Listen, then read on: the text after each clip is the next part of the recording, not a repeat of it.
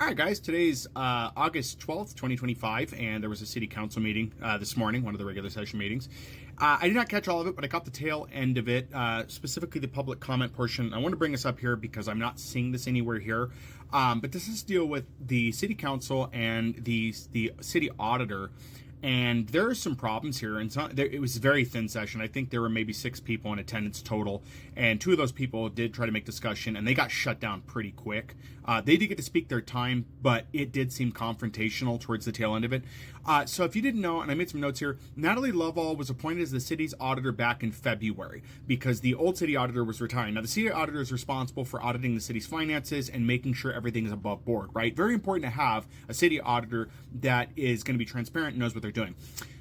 It is important to note she's not a CPA, and this was known when she came in. When she was appointed the position, based on what I'm gathering from the city council meeting and other articles online, she agreed to get her CPA within a certain amount of time. That I could not find, the specific amount of time she promised them or said she would. So the city council made the exception to appoint her, and it was if she got her CPA. And she hasn't. It's been, since February, she still doesn't have her CPA, her certification for a public accountant, so CPA.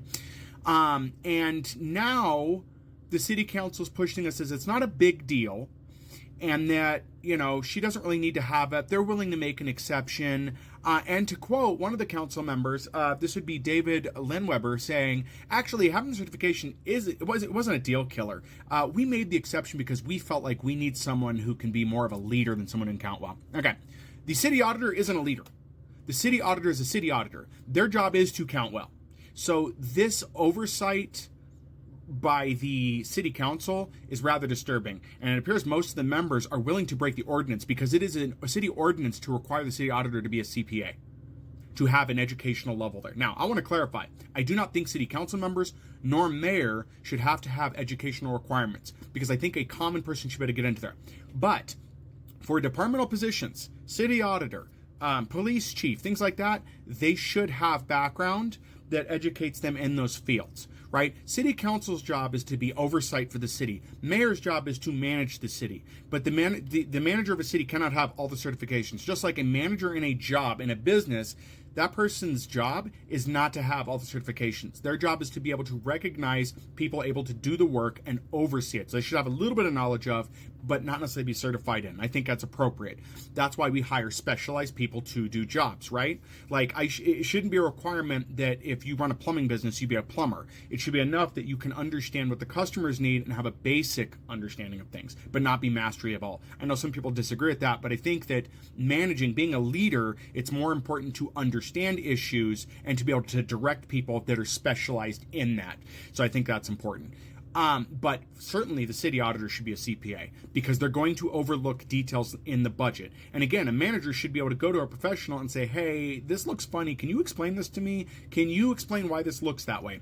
And a lot of people that are speaking out on this are not very happy with the fact that the city auditor is not going to be qualified for this position and appears to be aligned with city council. So what does this mean for oversight for our finances in the city? This seems to be a conflict of interest. To me, as I've said, I don't trust certain members of the city council. Having an auditor that may not be able to look at financials appropriately, this could be a problem, especially if the city council is involved in things they should not be. And so I have concern with that. You should as well. Natalie Lovell, you can look her up. That's Lovell. And I think you can view past meetings. I urge you to go to the city council section of the Colorado Springs website and view the August 12th session. Go towards the end to see the public commenting on it and see how the people got shut down.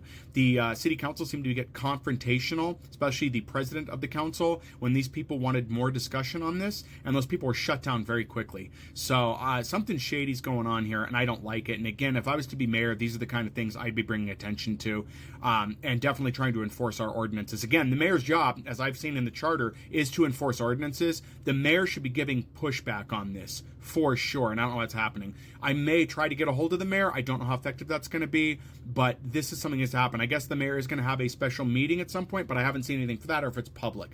So anyway, that's the news I've got for you right now, but this should be of concern to you because stuff like this is what allows our city council to continue doing things they shouldn't do, and our mayor as well, because if a city auditor is going to turn a blind eye to certain things or is not going to know how to look for things, that's a problem. And yes, she's worked in the city prior, but that was supervised.